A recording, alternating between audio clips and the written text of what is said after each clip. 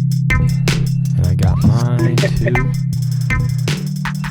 Hold up.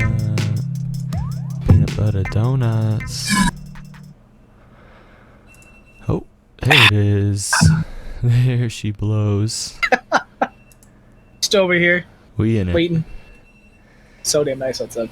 I hate talking about the weather, but I also really like weather. You know? I agree. It seems like the most I hate to say the term soul crushing, but it seems to be really a very is. soul crushing thing where you say it and you're just like, yeah, that It weather. actually is nice out, but it is nice out, and Yeah.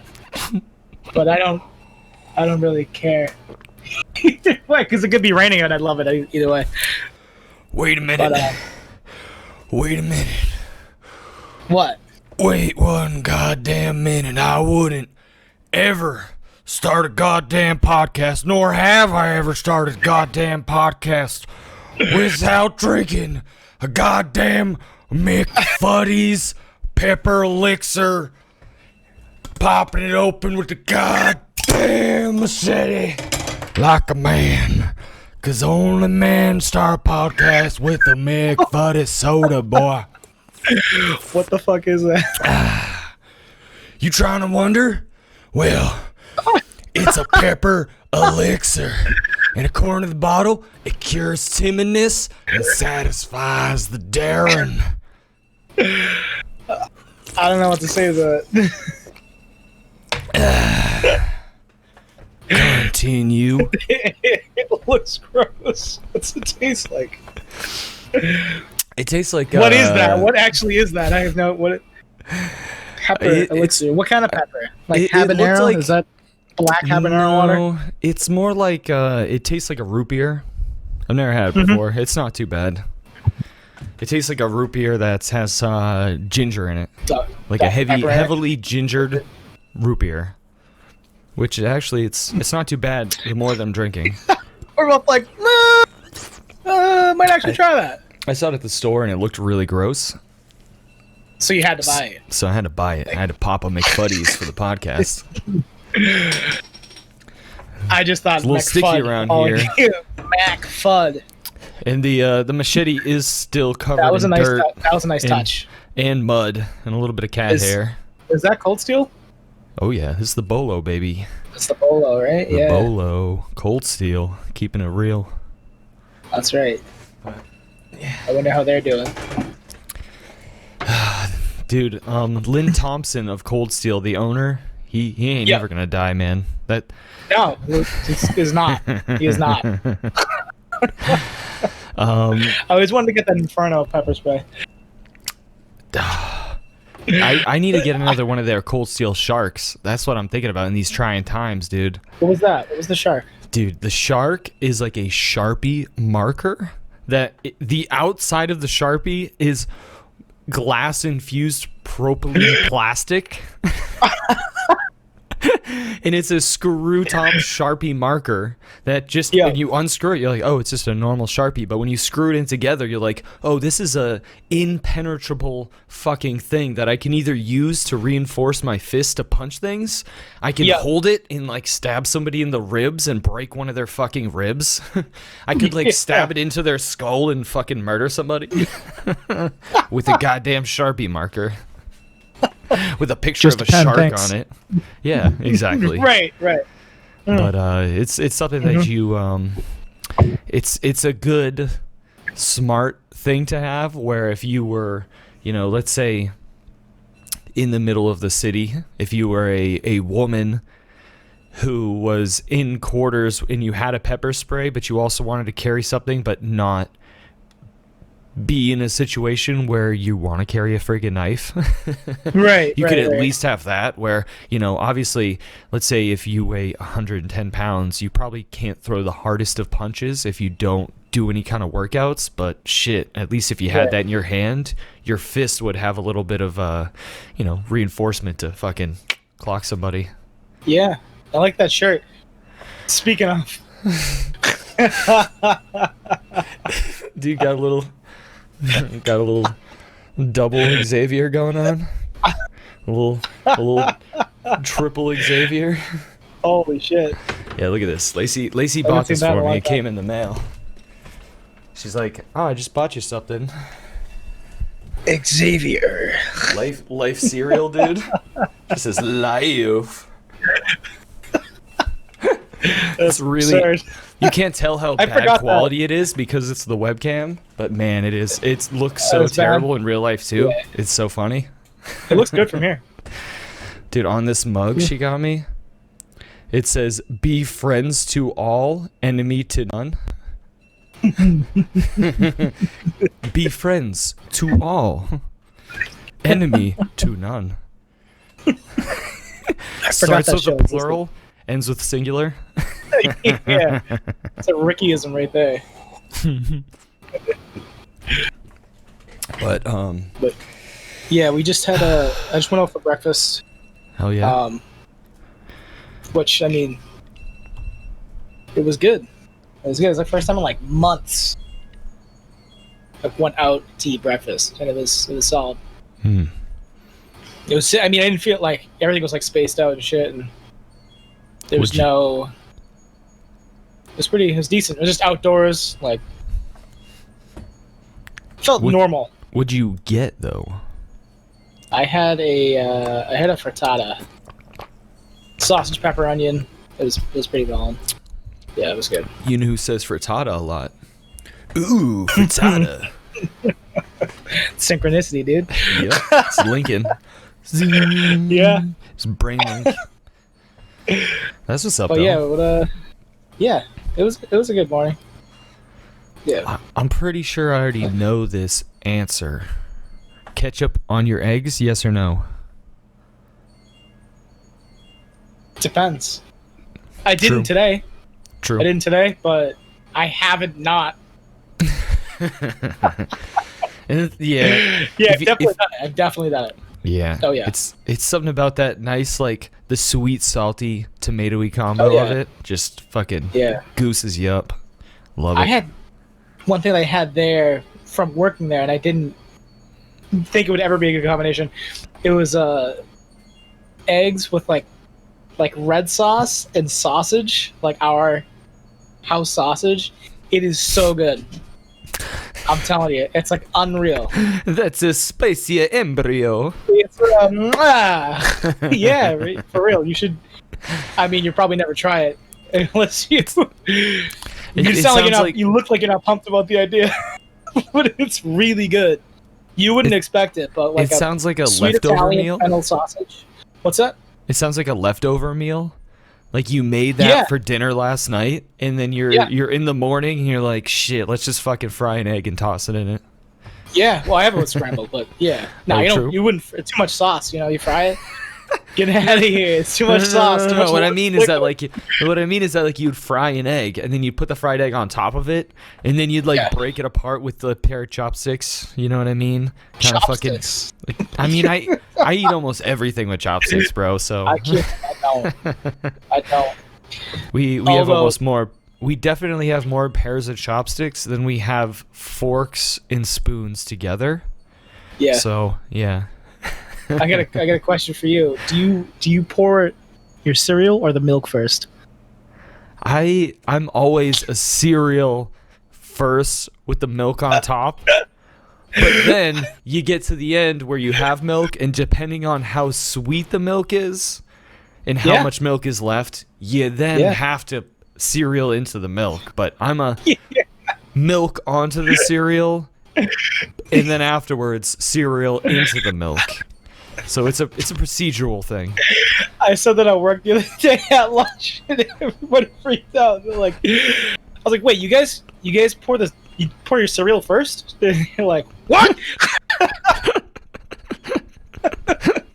What are you, a psycho?" I love freaking people How out. can you tell? How can you tell? You know, Yep. you can't pour the milk first. It's like, it's mental. Right. Who That's See, that's you if you all have the a really big cereal float on top. appetite. You have all the cereal just float on top. You can't, like push it in. No way. No way. Yeah. Just cramming it in the bowl. Milk just Why would you take that bait? Like, obviously, I was joking. What is wrong with you? It's like, yeah, bro, cereal, milk first. Yeah, that was good. I really didn't have like anything that. So, do you eat your gravy and turkey together or separate? In what? Usually, like when it's Thanksgiving, I'll usually, you know how you have like a little bowl of cranberry sauce? I'll usually just have like a bowl of gravy, and you have like, you know, you take a little bit of your turkey, eat it with a spoonful of the mashed potatoes, you chew it all up, it's great, and then you swallow it, and then you take a little spoonful of gravy, you put that in your mouth, you wish it around, you swallow it. Like, do you prefer your gravy with the turkey or on the side? I actually just put a straw in the gravy. That's how my uncle used to do it, but he always did 2 straws because he said it looked like he was like the gravy walrus. Yeah. Yeah, I like to I get the measuring cup of the gravy boat. Yeah. You know? I've been called the gravy boat captain on a few occasions, so you know. Yeah, I think I saw that on Wikipedia. I saw your picture. But no one in my house is a fan of cranberry sauce. That's interesting. That's fucked. Living in New England, that's almost like a sacrilege. Yeah, I love it too. That's where all the fucking cranberries are from, bro. That's where all the bogs be bogging, bro. Bogs. Bogs. Yeah, bogs of berries, bro. Wade bogs of berries. I love me I some don't mean cranberry to derail sauce. the conversation like every single 5 seconds. We make cranberry sauce every single year. We made it last year, and we you know, it's so fucking simple. You just get the bag of the cranberries. You get sugar. If you're doing it New England style, you get a fucking orange. Nice. You know, pulp out some orange, throw it in there, take a little bit of that zest, and toss it in there as well. So good. Yep. What we've been doing instead of that New England style with the orange, we just put some lime juice right inside of it. Yum. Yeah, that'd be good. Yeah, it's dope. Give it a little zip with it. Real easy. Just get them cranberries boiling until they're all popped. Cool that shit down. Easy peasy. Yeah. You got a recipe? It, yeah, Post it up. Yeah. Simps. I basically just did, you know. So if it's a bag of cleaned, well, it's like a 1 pound bag of clean fucking berries. You're gonna be looking at about 4.5 cups of water. You're looking at about 1.5 cups of sugar. You're getting about 8.5 squirts of that fucking juice. Respite. We're gonna write that one in the book. I almost lost that. We're gonna write in the book. I gotta go slap the wife awake. I'm gonna go catch a case, as they say. What is she doing? What, I gotta entertain while you're gone? Fun facts about Jameson. He has 1 testicle. Don't tell anyone I told you. Who knows? You know? Maybe he won't even see this. Maybe he'll never hear it. Okay. Jesus. Louises. And he doesn't really have a wife. Yeah, I've been telling him the whole time. That's what they tell me. You gotta check that 101 time when we're done. Oh gosh, love it. Love it. How's she doing? She's fucking asleep still. Really? Life. What is it? Is it 9? It's 9 there? Yeah, it's 9:07. She's got to go to work soon. Gotta go help them old people. Yeah, that's good. Yep, gotta go keep them entertained. Yeah, keep it from getting the corona. Comedy. They're dropping like flies. Oh yeah. So I know, right, to keep on a point. Yeah, I was supposed to go see Mike Birbiglia yesterday. I told somebody that too, dude. I literally said to somebody at work, I was like, man, I'm crying for my friend right now because he's like, oh, do you like comedy? And I was like, oh my gosh. My fucking friend's supposed to be going right now. Like I'm sad for him. Yeah. It was a birthday gift too for my brother. Front row seats. I scheduled to have the day off. It got postponed, and I went to work, and I forgot that I was supposed to take the day off. So not only did I not see Mike Birbiglia, I went to work, and I didn't even have to. Gotta love it. That's the fucking pandemic at work right there, just chewing up your brain. Yeah, all fucked up. Yeah. He's one of my favorite comedians. He's so I good. think he is, like, one of, because I mean, Dave Chappelle exists, so. True that. He's just so damn funny. Louis C.K. Like, anyone that can tell a story. You definitely need to check out that Mark Norman live one. That's a good one. Did you watch that video that I sent you? It was the Mark Norman in New York City. I have not. He's like driving around doing all different things. It's hard for me to watch videos that people send me, but I should make an exception for you. He's like hitting a fucking weed vape pen out front of the police station. He's like grabbing the balls of the giant bull downtown. You know, he's just he's clipping his toenails at a fucking church, like out front of the church on the stairs. He's just going around the city doing everything he wants to do, but there's only like, you know, a handful of people on the street, so he can actually do it. Yeah. Yeah, exactly. Yeah. He's a silly guy. I'll check it out. I'll have to check it out. But I don't think I've heard of him. It's one that I started watching yesterday, podcast wise, which I can't believe I didn't see it, is the Andrew Santino, Bobby Lee, Bad Friends. So good. Just fucking, I was dying laughing. They are great. Mark Norman? Mark Norman. Comedy. With a D? Yeah, Normandy. Normanland. Yeah, Mark Normandy. His comedy's as funny as Storming the Beaches. Yeah. Oh. Yeah, he doesn't His even look remotely familiar. execution is as well as the executions that got performed on the enemies. He must kill it. Kills it. I got a big old. This is just water. Yeah, I got a big old. This is my life water. elixir. Yeah. I got a big old. Jug of water. Just some water. Big old, dude. Big old. Just some water, man. Get some in there. Yeah. Yeah. There you go. Bro, you know what that sounds like. You know what I'd be doing over here. Drinking water.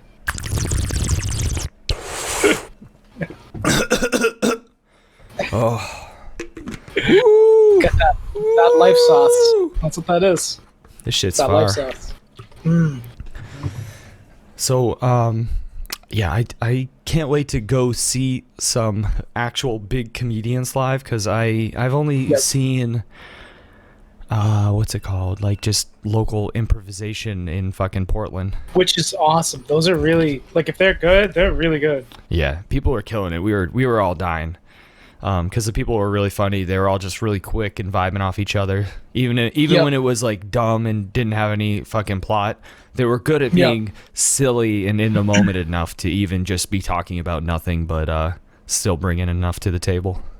Yeah, absolutely. I love improv. Like, yeah, because I feel like, well, at least when I go to an improv show, I don't really have like super high expectations. Right. Not that I do, even when I go to like a large name comedy show, but still you have an idea of like who the person is and who you're going to see. But when you go to improv and you don't even know who's going to be there, you don't know what to expect at all.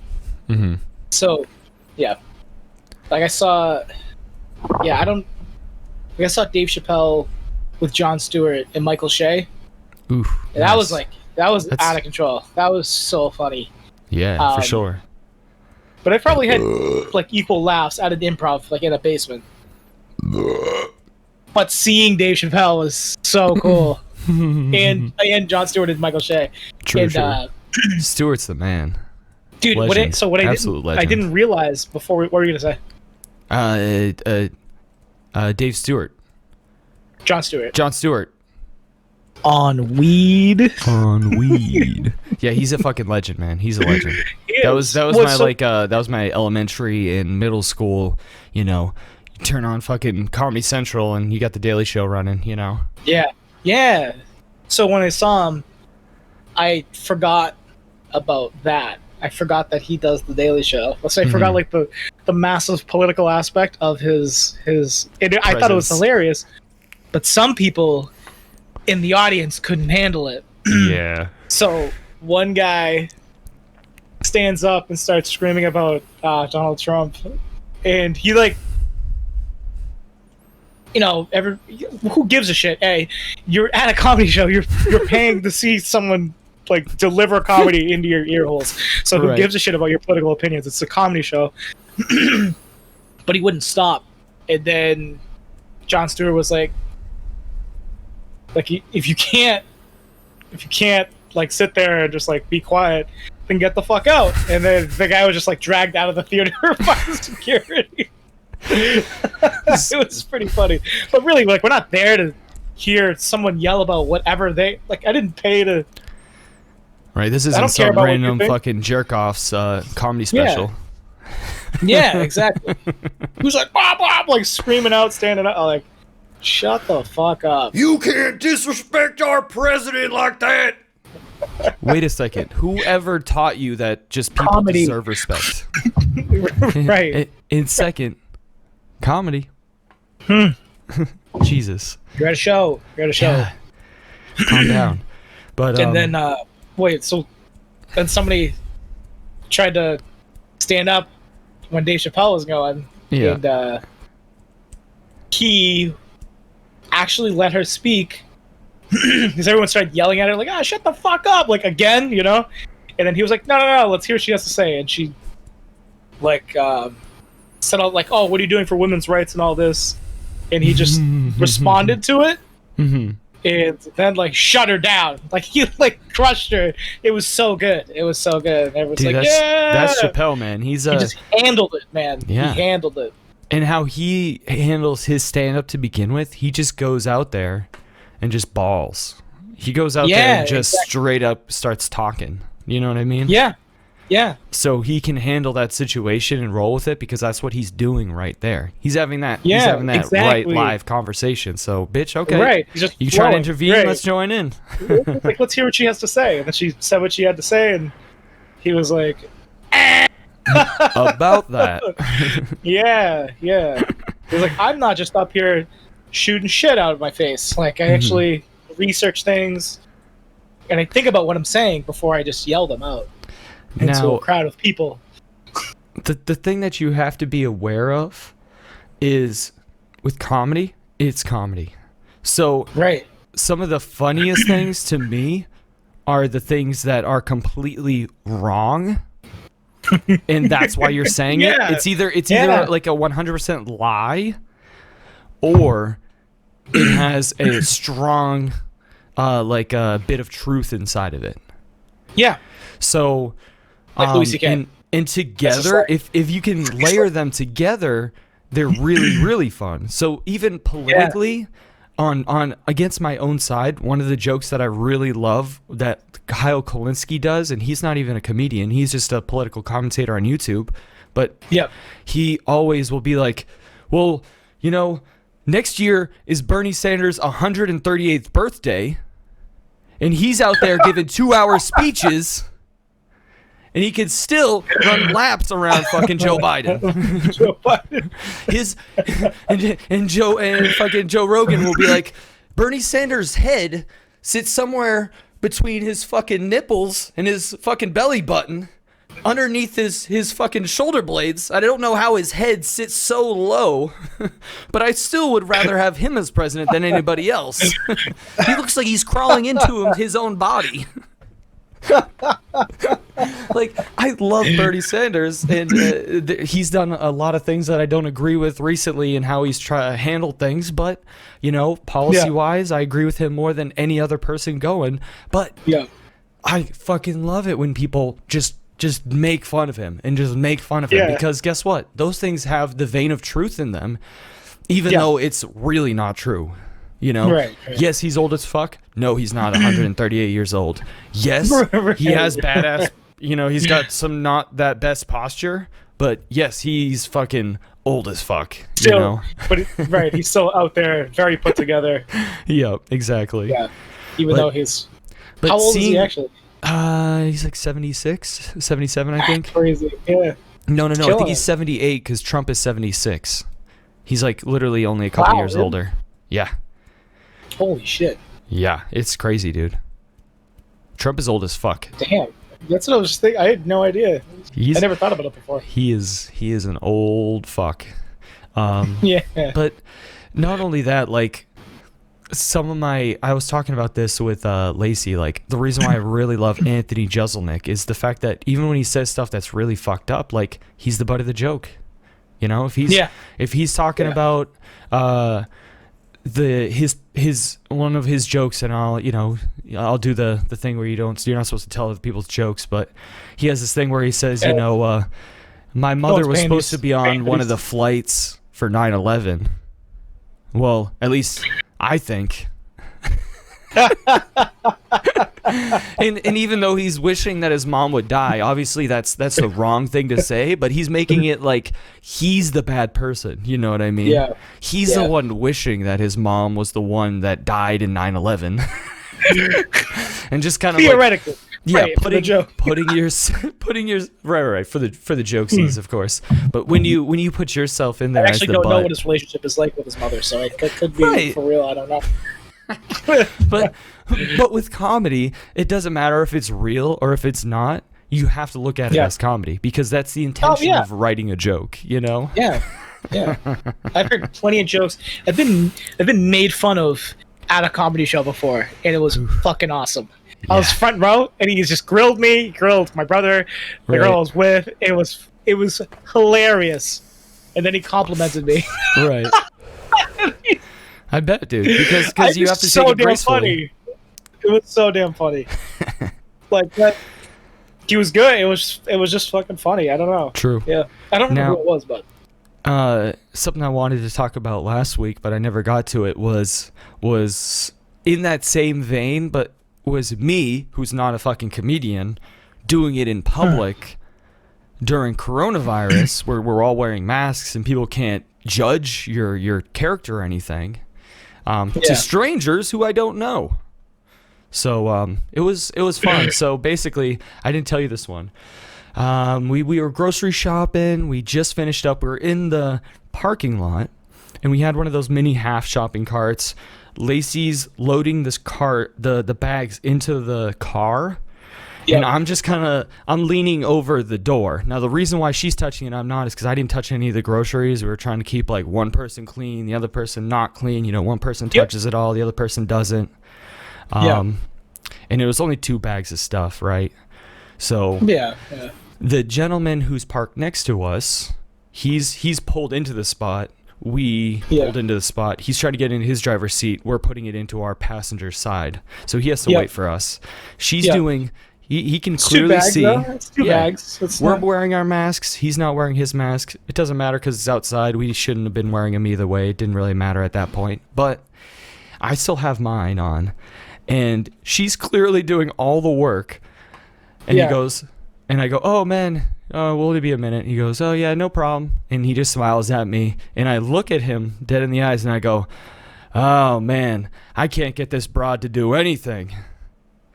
And she's clearly doing all the work, and I'm just standing there with my arms crossed, leaning on the door of the car. So, to me, 100% a joke. 100%. Lacey starts laughing. Lacey starts laughing. This guy, he's smiling. He instantly just goes straight face and just starts going like this. And he just turns away and starts looking away. And I'm just like looking at him, trying to see, like, you know what I mean? Like, come on, bitch. Break that wall. Come on, bitch. But come on, let it out. Let it out. What are you bottling up? You can't keep it in forever. I'll do that shit in public because I'm comfortable that, I know that if they, worst case scenario, don't think it's a fucking joke and really think I'm being sexist. Yeah. Okay. Yeah. okay, bud. I'm never gonna meet you again. And I'll but, never see you again. So, but if somebody was in that situation and I was waiting and I saw that this man wasn't doing anything at all and the woman's doing all the work and then he says that he can't get her to do anything, I would be dying laughing because to me it's just so stupidly ironic and the opposite thing that you should be saying. To me it was hysterical. So yeah, he did not think so. I don't know how more of a contrast you need.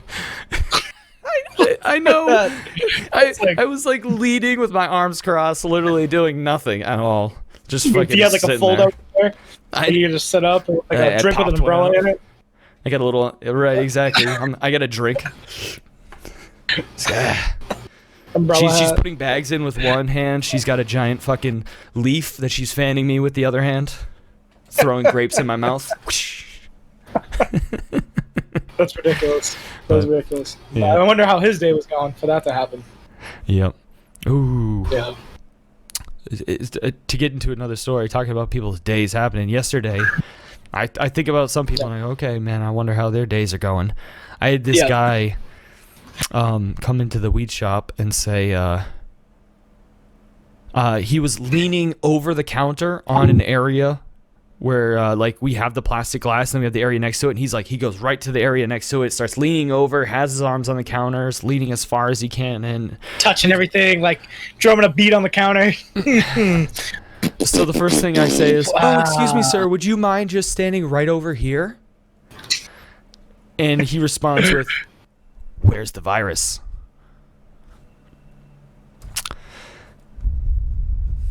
So I just ignore him. He ends up saying it again later on, and then he's rah, rah, rah, rah. I sell him his stuff. I'm all happy to him. You know, every single time he says something, I just ignore it and keep moving on.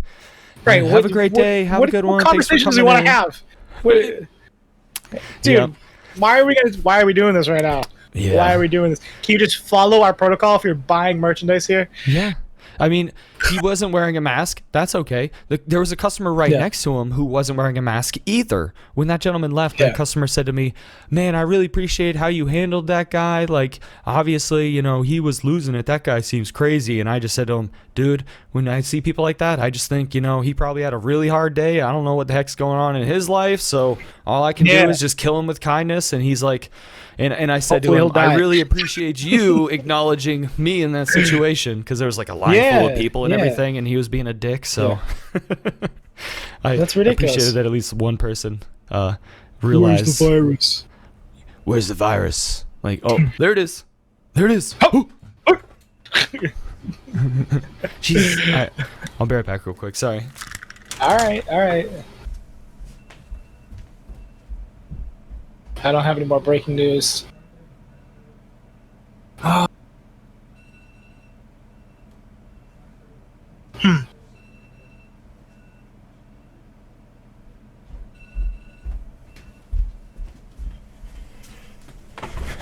Second round of stimulus checks. Oh, and we're back. Hello. Thank you for joining us. Caller number 2. Will there be a second round of stimulus checks? Do you know? Well, see, with my intel here and the big boys at the White House, they've been saying that they love giving out the checks because having Big Daddy Trump giving out the money to all of the little babies out there saying, Daddy, Daddy, give me the money. They love it. They really love that money. And the thing is that we spend, well, way too much money on things that we already have taxes paid for, so they can give us the goddamn money. But the problem is, they say, hey, why don't we just give tax cuts to people that make more than $100 million a year, and let's add an extra $150 million to the military budget while there's already $1 billion budget? Why don't we just give the damn checks to the damn people? Thank you. It's crazy. That's great. Yeah. Coffee. Oh.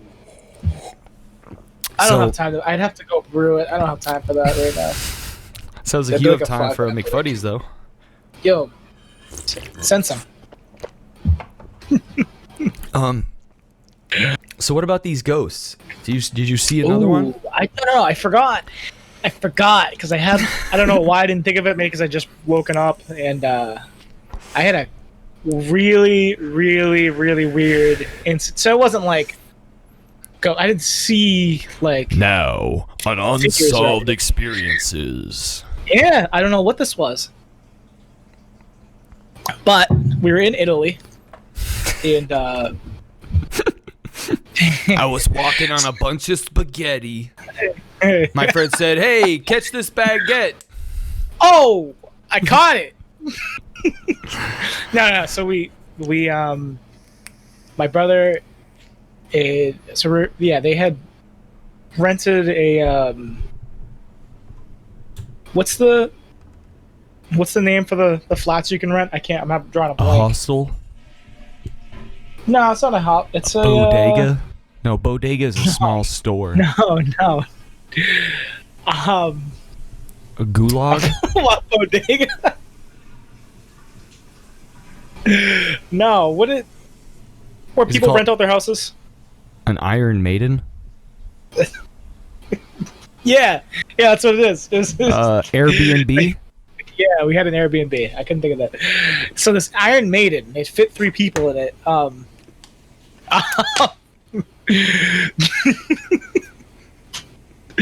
So it was a 3-story building, and it was so cool. So it was a 3-story building. They had the top floor.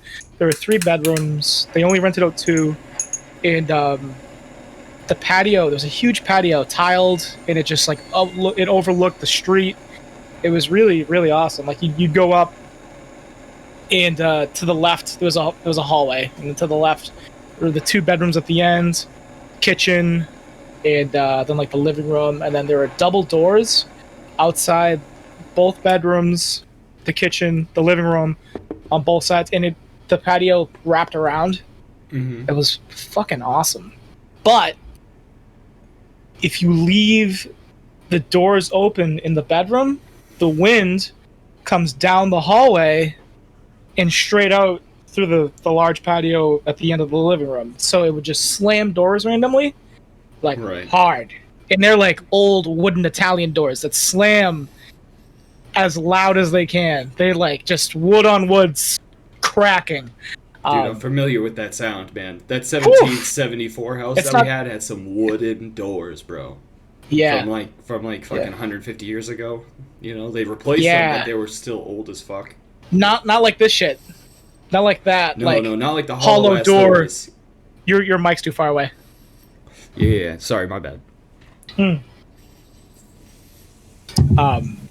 So yeah, they were just heavy, like brass knobs.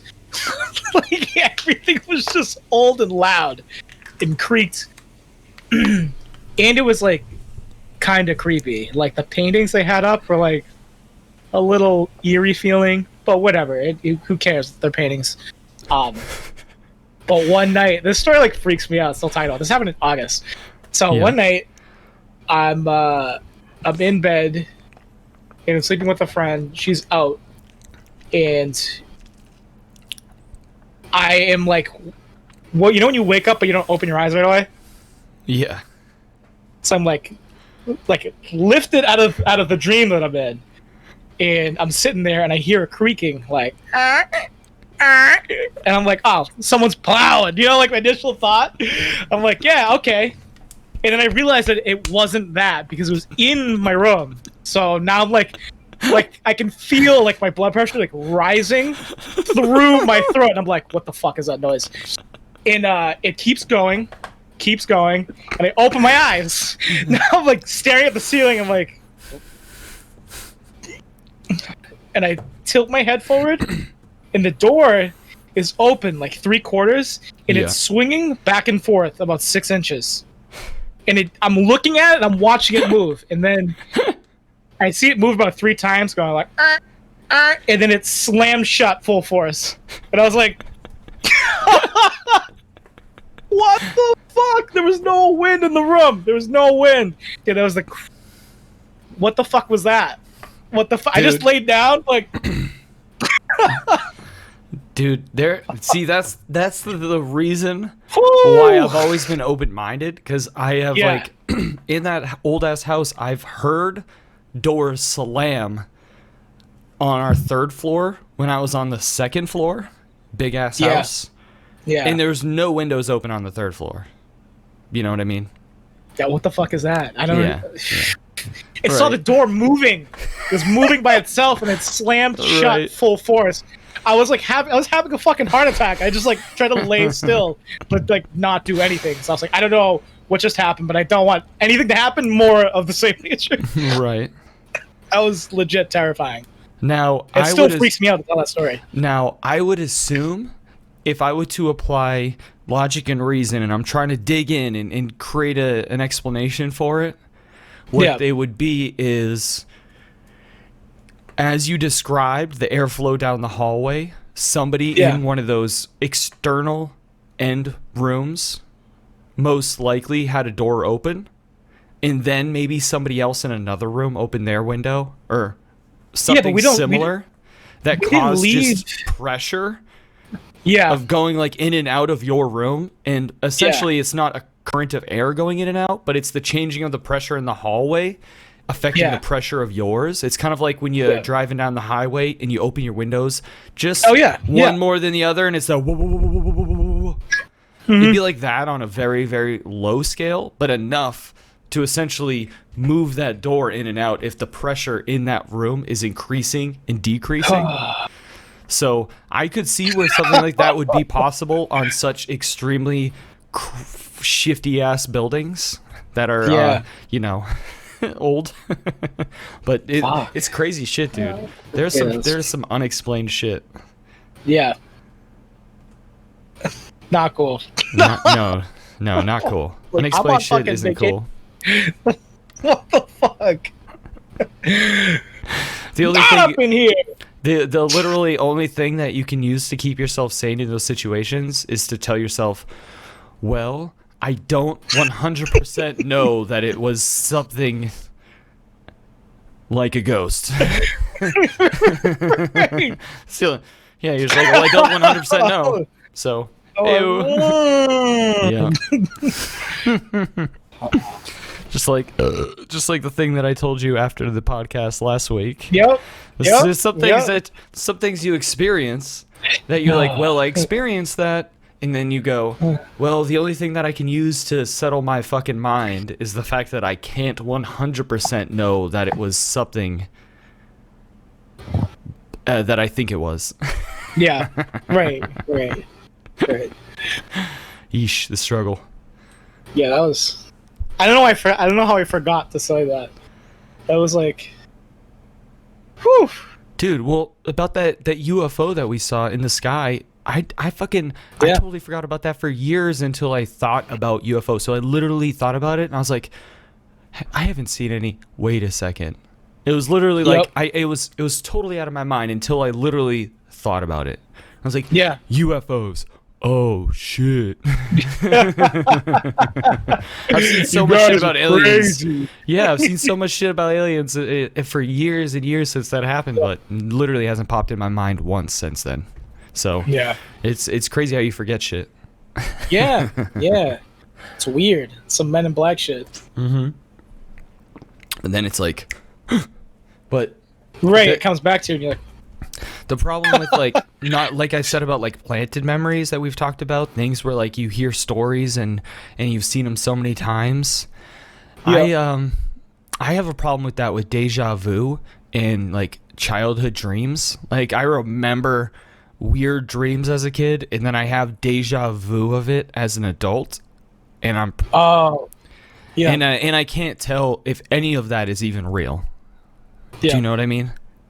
Oh yeah. And that makes me really understand how fucking insane the human brain is. Yeah. Because I have deja vu all the time about things. I'm like, okay, I specifically remember all of these things happening, but I remember it as a dream in this time period of this area of my life. Like I can remember the years in the school attached to it. Like I remember the schooling year, and then that's how I can remember the age. Yeah. And I don't know if I'm just crazy, and just like I've had billions of dreams, and it's just the fact of all of those getting combined together that gives me the deja vu. Because it happens. Yeah, because there's just memories in your head. Yeah, and when I moved, and it's happened every single time I've gone to a new area in my life. So that's what makes me believe that it's just all in my head. Because I have no correlation to link it up. I have no proof to imagine it, but I have distinct Oregon memories, distinct like South Carolina, Georgia memories, that I all have deja vu of being like, well, I remember dreams of a kid doing these specific things, but a lot of those things are like worthless, pointless things. Yeah. But I'm like, I remember having worthless, pointless dreams. Yeah. So I don't know if it's real or if it's fake, but nonetheless, your brain knows more than you do. It should. I mean, it should. It definitely has a different layer of memory, where you can you acknowledge things and you react to them, even if you don't acknowledge them in the forefront. You acknowledge them in the subconscious, not on the foreground. But deja vu is a rough one because I don't know what it really is on the deep end, but from my understanding, the more that I've educated myself on like the human mind and what humans would call the spirit or your soul, which is essentially the name of your consciousness, which can all be linked to specific things in your brain and functions, and to the point where if you get brain damage to all different extents, you just literally can change as a person based off of it. Aspects of your personality, aspects of your literal speech, aspects of how you perceive things can get all just flipped. Your whole understanding of the world can just get switched based off of brain damage. And literally it's very although it's not a physical thing, it is a word for things that are physically happening within your brain. But we've kind of, because we never knew that earlier on, we just called it like a soul, and it's easy to just think that we have them and that it is a physical thing, but no, that's just you. That's your personhood. That's the person you've created based off of the tools that you have and the life that you've lived, But it's kind of, it's complicated, but it's simple in the same right, because everybody can understand it. And that's why, like, people, if you say to somebody, oh yeah, you got a good or a bad soul, they'll know exactly what you're talking about. You know what I mean? Yeah. Because using those general terms, bad soul. You got shitty intentions, bro. Right. They know what the fuck you're talking about, even if like they couldn't explain anything about it. They're like, it's just you, dude. It's like your fucking aura, bro. It's kind of like a combination of what you do and what you lead to yourself. Yeah, and how you've lived consciously and subconsciously all together. Because there's so many times where I mean good, but I get bad. And I'm like, no. Shit, that didn't work. That did not work. Yeah. It can be rough. The struggle is real. Yeah, it can be. I have like a lot. Well, I mean, I could talk about that shit forever, but I don't have anything like off the top of my head. But yeah, dude. Like interconnectedness. I don't know. I think that we don't know enough. Yeah, I mean, humans know a lot, but I think the thing that helps me look at it all and my own personal perspective and what gives me, let's say, solace in it is the fact that when I look at us as like animals and I break it down like that, as we're just another animal that's struggling to be what it is, but we know more and we're more self-aware, it makes me a little bit more, let's say, comfortable with the whole life perspective. Yeah. Because I go, it helps me. I go, okay, well, animals, they get caught in ticks. You know what I mean? They get caught into bad habits, and they don't even realize it. And like humans have to kind of guide them out of their bad habits and steer them in the right direction, or else they get in these negative spirals sometimes. Same with people that are just like unaware or aware but unaware enough. It just right. Because humans are very much pattern seekers, but so are animals, most other animals. Oh, yeah. So when you process that and you go, well, you know, the reason why I'm going to connect with other humans empathetically if I'm an empath and I'm one of those people, well, that's naturally, I think it's biological. You don't even have a choice. Yeah, well, it is biological, but also how you live changes how those traits get, you know, accentuated or less brought out in that exact person. Because, you know, if you think of yourself as an empathetic person and you apply the pattern-seeking subconscious to that trait, then you're gonna the story you're gonna build you tell on yourself. It. Yeah, you become the story you tell yourself. Yeah, exactly. And if you keep practicing fucking guitar, you're probably going to get better at guitar. If you keep practicing reading humans, you're probably going to get better at reading humans. If you don't fish, you're not going to know how to. Right. But also, humans are weird because you always have to be unafraid of saying that, God, I can get better. I can get better. I'm not the best. I can get better. I'm not the best. I may be really good, but I'm not the best. Because I've met so many people that call themselves empaths, and they can't have their minds changed. They're like, it's so strange because they're like, man, I can read people really well, and you're like, hey, guess what? Like, crystals don't do anything. Prove me wrong. And they're like, they do stuff because I have felt better when I've used them. And I'm like, that's good for you. That's called anecdotal evidence. Like, so let's see some more, you know? And then I have a quote. I have a quote for you. Yep. That's I want to see if you can guess who it's by. I'm not going to tell you who it is. There's a difference between knowing the path and walking it.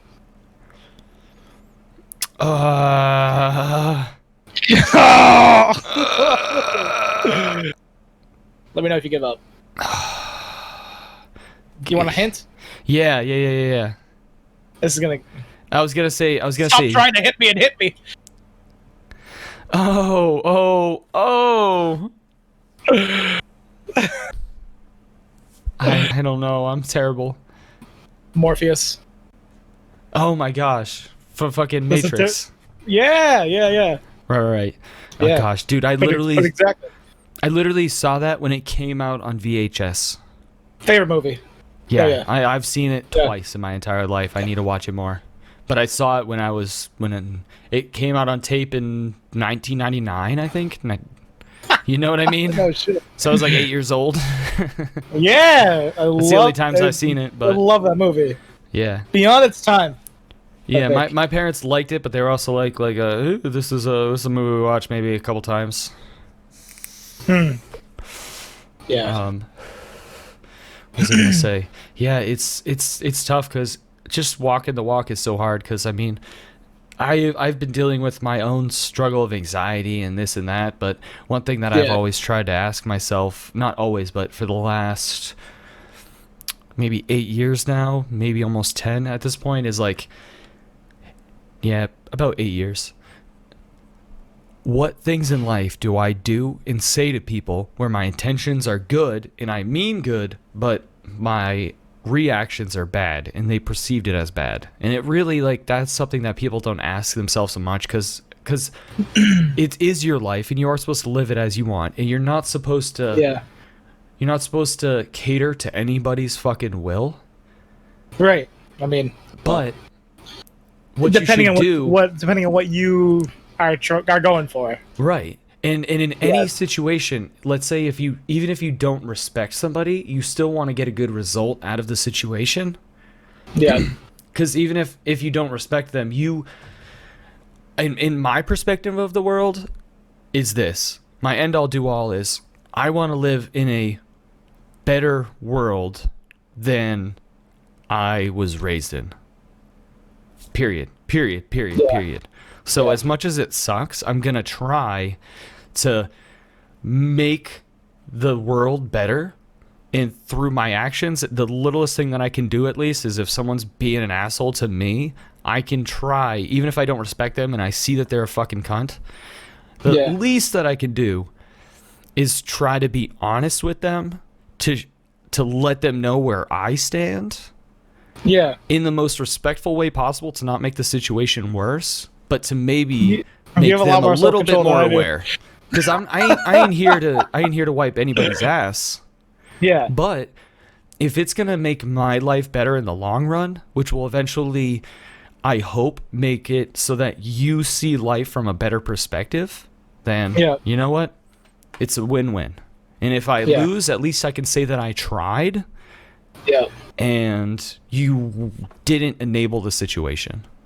And it's really fucking hard, you know? I catch myself all the time, like, after situations being like, motherfucker, I wish I handled that differently, you know? But as long as you just keep trying, it makes it easier to catch yourself in that situation and be the better person.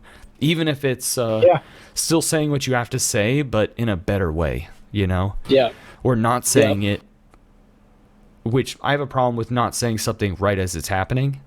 Because me too. You know, that's one of my social problems. I see it, I want to say it, especially if it's something that's like a big no-no. Yeah. Like if you're doing like a really blatant fucking no-no. You know what I mean? Yeah. And it's just something that it might not even be bad, but it's just something that's like somebody might not have even told you. The reason why they didn't tell you is because it's rudimentary. But the problem is that there's no common sense. Common sense is only, you know, localized to your exact understanding of the fucking world. So everybody's own sense, common sense, could be different based off of the context of the life they lived. But the thing is you know, I got that problem where I'm like, I gotta bite my tongue. I gotta wait till there's nobody else around. It's just me and that one person, and I can go, hey, so you shouldn't do this, you know, because I'd rather, you know, me tell you than the bosses pull you aside and go, why did you do that? Because, you know, I think for me it depends on like social etiquette and I mean in that example, so that's like social etiquette versus like your actual like duty. Yep. Yeah, that's and it's me trying to juggle both of it, you know. Yeah, see, well, when it comes to, like, explaining things at work, I have no issue with, coming up, I mean, because I'll only say something to you if it's within your best interest to know. So 100%. That's that. But this is where we're different, is that you try really hard so I'll state, you know, whatever it is I'm gonna state, and then I've never had a negative reaction. But if you act negatively to what I have to say to you, that's your issue. Yeah. And which again I have never had, because if you don't understand something, then I have no issue with explaining something to you in a way that, or we can like have to like hack through the ways that you'll understand it, so you can just like do whatever it is you have to do. I have no issue with that. If you get offended, I can come off pretty like softly to people, so right.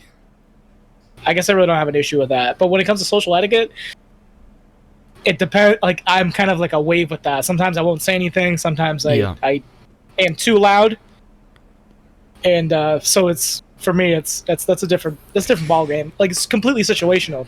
It really depends on what's happening. And it really is, because the specific the situation that I'm using as an example where that I'm thinking about where I really need to bite my tongue is specifically in a case where I had already called out this person on a totally different situation in front of customers that I thought how I handle it is exactly this, because this person called me out on something yesterday, and I appreciate it because then I was able to show them how I handle the situation, and I've already had told them that, hey, I do have a problem. I do apologize that if I'm blunt sometimes, because if I say something too straightforward, it's only because that's how I want to be talked to. And I have a problem just disconnecting that with other people sometimes, but I'm working on it. So like when they said that to me, I was like, oh, I really appreciate it. You know, I was running around, did a bonehead move, did this, or that. Thanks for calling me out, because man, you know, it's better to get it done now than have somebody else do my shit for me. You know, But that's how, if there's customers around, if there's not customers around, that's how I'm gonna handle it. Even if there's customers around, because I want them, even the customers, I want them to see that, oh, this person is willing to learn, grow, and take humility as it comes with them. I want them to see that, oh, they got called out on something and they just were like, oh, hell yeah, I appreciate you coming to me. I'm going to make sure I get that done. I appreciate you, man. You know, that always looks good in any situation, you know? But this person that talked to me and said, hey, you know, I really didn't appreciate how you called me out in front of the customer, and I apologized and said that I didn't think about it because of my perspective and how I want to be dealt with things. So, you know, I appreciate you coming to me. But they're just a little more sensitive than which is fine. But I also I came from 3 years of manager's training right before doing this. At Panera Bread, where I'm handling fucking just so many employees. We had 40 plus employees at any given time that I had to handle. We had hundreds and hundreds and hundreds of customers a day that I had to handle, you know? So when it comes to that, the very first thing they teach you is, has the expectations been clearly stated to the person? If it's the customer or if it's the employee, you need to ask yourself that. And if it hasn't been, you can't get upset. And if they haven't been put in that situation, you can't get upset. And even if it seems common sense, but you don't think anybody's told them, you still can't get upset, you know? It also doesn't help anything. No, not at all. If you actually want to solve the issue, getting all huffy puffy and like inflamed is not gonna solve anything. Because then it's like you're not going from helping, you're going to attacking. Which is like, you can't attack someone for not knowing something or making a mistake, because people make mistakes all the time. That's like And to be honest, and in the time when I've considered myself let's say somebody who wants to be managerial thinking, where when I was a manager and now, even though I'm not a manager, I try to just, even though I have my down days and there's days that I suck, I still try to do my shit, you know what I mean? And since then I've only had a very few confrontations, and this whole situation has not at all been a confrontation. It's been handled in the best way I can imagine, because the person literally came to me afterwards and told me what the issue was, which doesn't happen in most situations. Most people just get emotional, you know, and they just stew on it instead of just saying, hey, I don't appreciate this, but which is literally the best way to handle any situation. Is to just straight up say to them, hey man, I you know, think that you could handle it better next time, you know? And if you're both adults, then you can just grow from it, and you can both at least know that with that one person in that scenario, handle it differently. Even if you don't handle it differently with anybody else, you know? Yeah, exactly. And if you can do that, it's like you're also setting an example for the workplace. And for that other person too, that, hey, you came to me, so I respect you, so we're both going to work together to move forward so that we both have a more comfortable work environment, because I'm going to air to you my problems. Yeah, fuck that shit. We're a team, always. That's the goal. I've worked with some disgruntled motherfuckers too. Woo! Beyond. Especially around election time. Damn. People just like, whew. People just, I was working with this one guy, and he started yelling.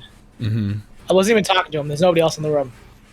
He started yelling about Donald Trump. He's a supporter, and which is like his business. And I was just like taken back. I was like looking around, like talking to me. Like I'm like in a ceiling. I don't know what's happening right now. But it was funny. I'm I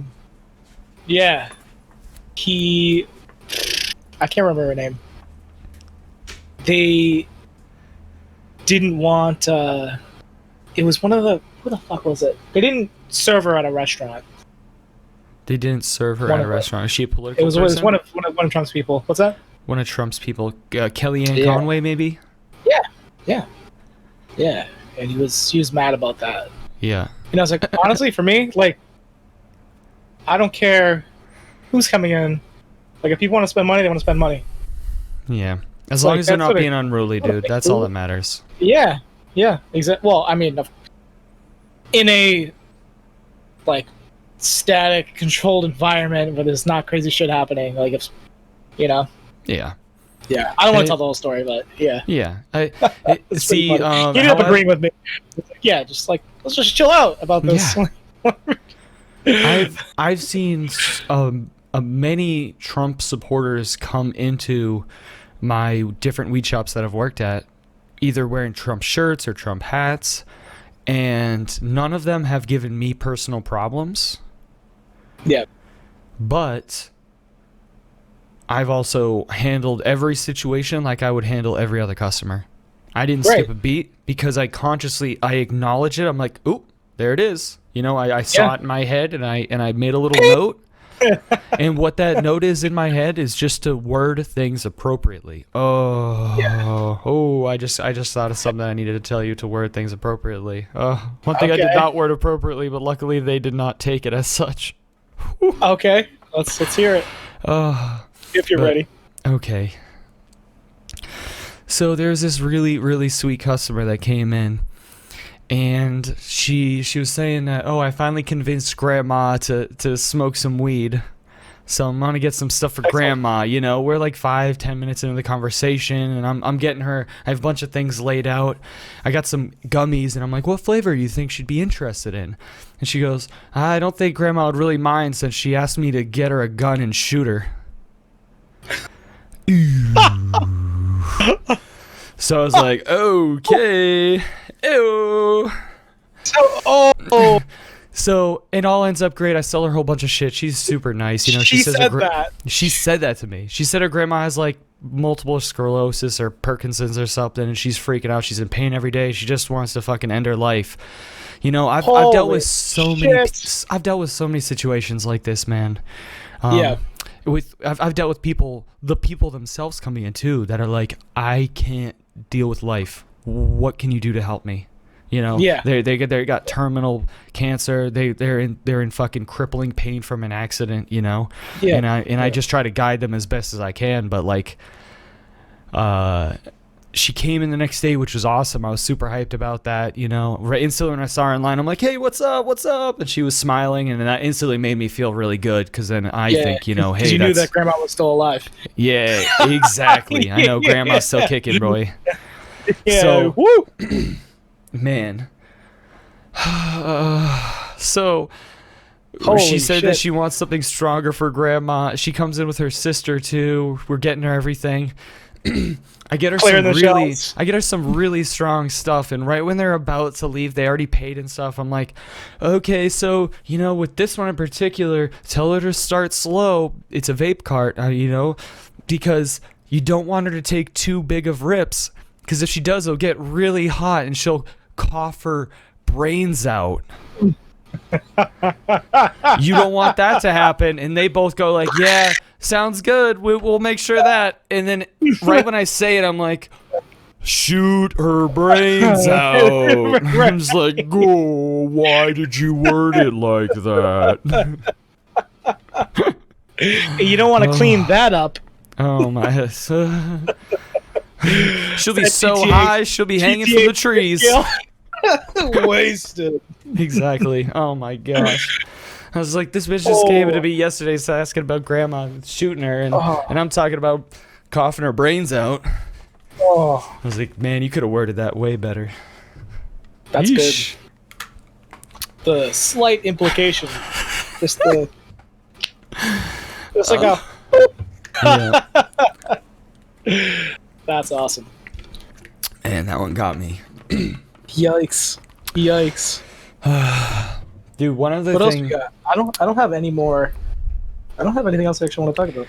One other thing I wanted to talk about was so you had cable growing up? Of course. I had cable. I didn't have I cable. just saw the topic. That's great. I had That's cable. great. I didn't have cable. You know what I mean? Coming from you live. Coming to you, not coming And from you. well, ayo. Now there's like I've seen 100 comedians talk about it in the past where they go, you know, you remember.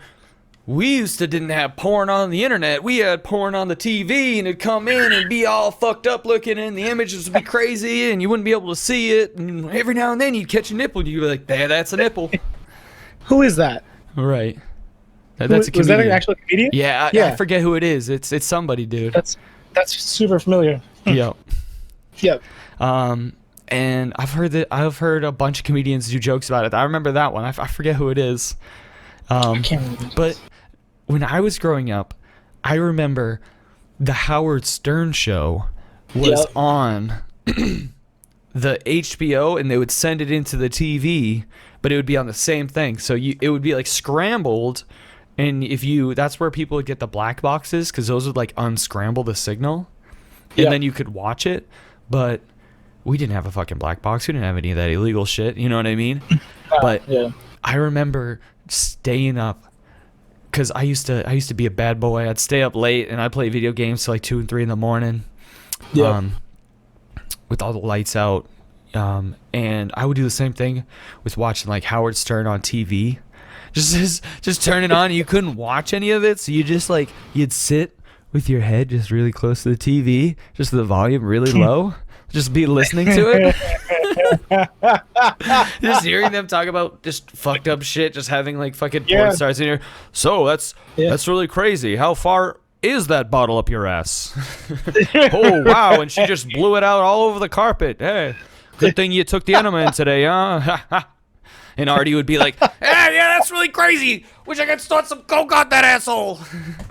And just being a little kid hearing all the shit, he's like, "What the fuck is happening? Holy shit!" Yes. I just can't even imagine what would actually be happening. My dad used to watch it. I remember that shit. I remember Crazy, it. Yeah. dude. Crazy. Yeah, that was a time. I mean, it's not like it's just more accessible now. Dude, that's how I knew of Beetlejuice, dude. That's how I knew of Beetlejuice, dude. When Beetlejuice was all in those OG memes back in the day. Spell red. He's like B.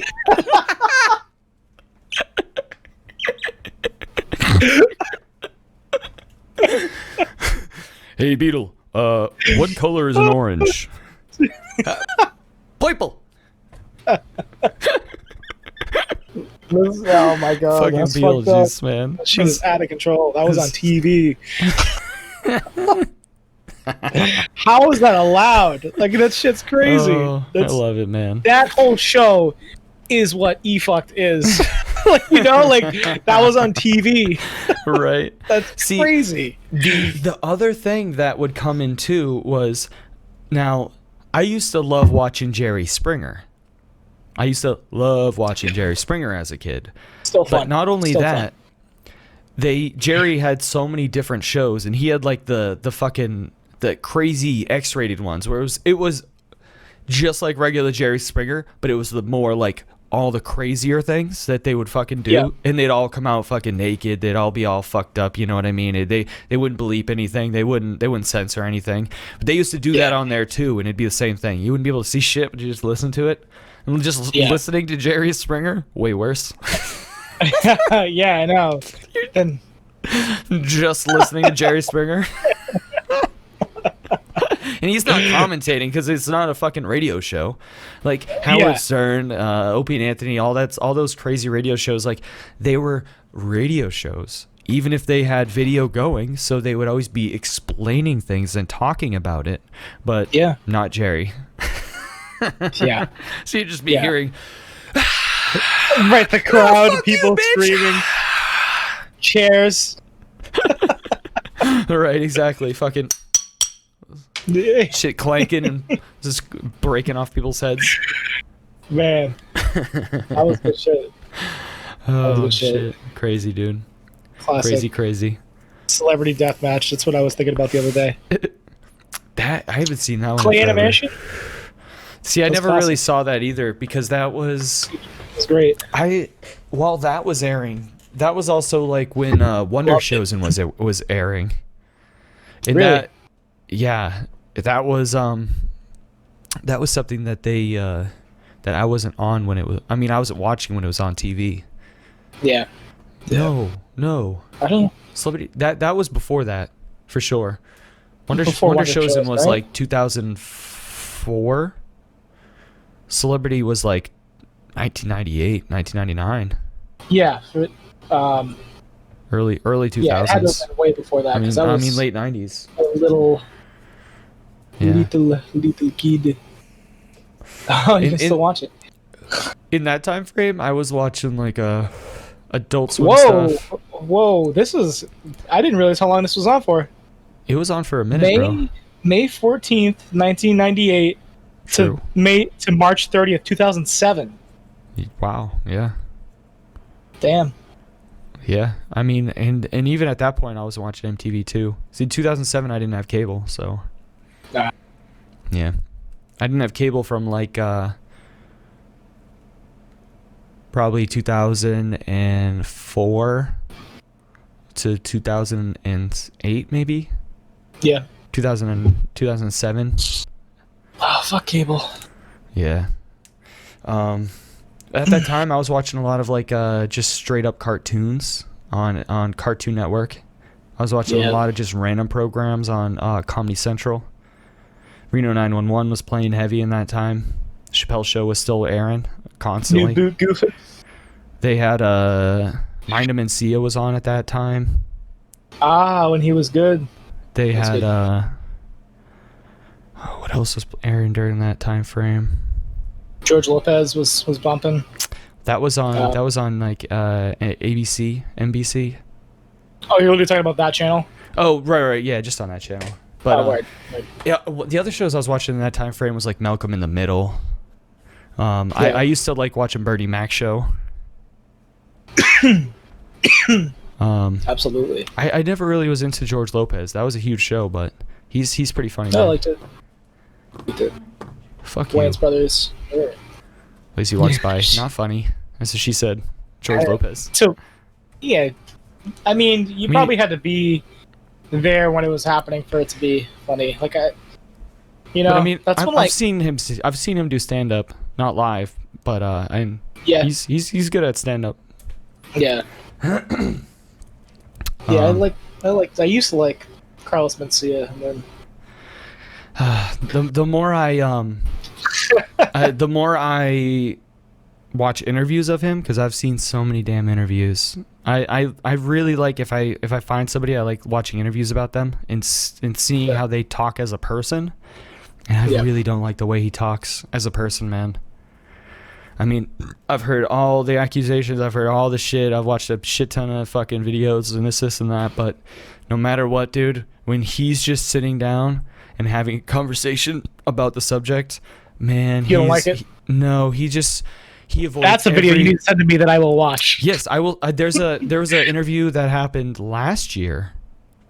And this guy drills him. He drills him, and he's just fucking worm-wording his way through the whole conversation, man. Just fucking squirming, and the guy's like, "Well, that seems like you're avoiding the questions, you know?" And he's just not answering anything, and he's not facing it. And he's like, "Why don't you go on Joe Rogan's podcast?"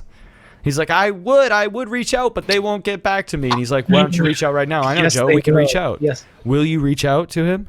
Will you say right now I'm that sure you're he willing would to go love on? to talk to him. Yeah, I'm exactly. sure Rogan And would he's just love to fucking, talk he's to him. worming, dude, the whole way through, Yeah. just fucking squiggling his way, Yeah. dude. Nightcrawlers, bro. Yeah, I'll send you the He video invented on it. that one, but it's, He invented it. you know, Yeah. even if you like some people, comedian-wise, it can be tough when you listen to them and you're like, you know. Yeah. But, it's usually not like that. Usually it's kind of through and through. You like it, you know. Yeah. But man, but then again, I guess a lot of his stuff that I like is really aged, cause man, I showed Lacey some of his old stuff that he got famous on. Yep. You do not do that. Da-da-da. And you forget You forget. Oh my god. You forget how every fucking person you knew were going Made that noise. Oh yeah. Every I single think Joe fucking Rogan person. does make that noise still. Dude, that was like Carlos Mencia was drilled. He would drill that. That was his fucking thing, you know. That was the peak. But it really that shit kind of didn't age too well. You know what I mean? No, not at all. Not at all. Speaking of things that don't age, I was watching this. I love it. It's movie's so funny. It's Adam Sandler and fucking. Wow, I'm having so many blanks today. Kevin James. I now pronounce you Chuck and Larry.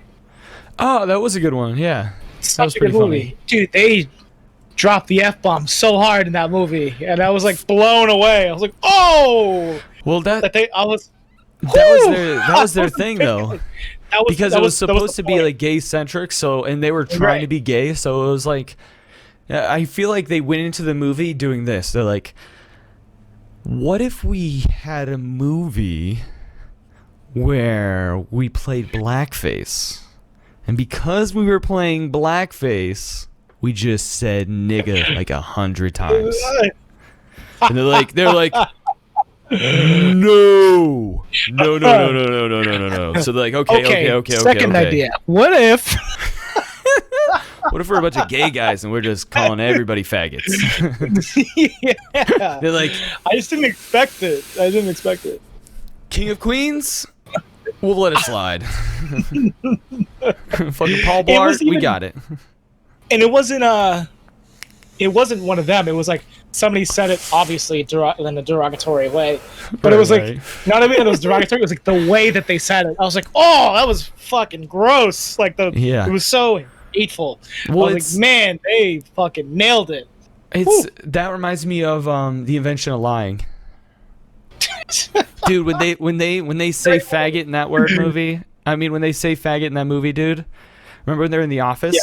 I don't remember that one. I don't remember that part. It's like I think it's the female. She's in the office with them, and she's like, "Why are you acting like a little faggot?" Just the way that she holds that F. You know what I mean? Yeah. And then it's the you hold the F with the sharp like GT at the end really hard. Where if you say it hard enough, man, it's just like you feel the burn. Like it applies such like comedic shock grazing value. Bullets.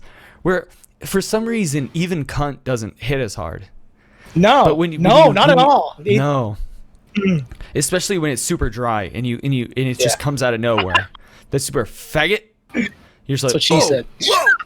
It hits you super hard, man. Especially when it's like, in that movie, it's a woman saying it too to a guy, just completely like in an office situation. You know what I mean? Just like totally demeaning him, and it's like, well, that's clearly not at all what anybody should be saying. And and that layer of shock is just so great, you know. It's that whole like, my mom was supposed to be on one of the planes in 9/11. Here's the grid. You're over here.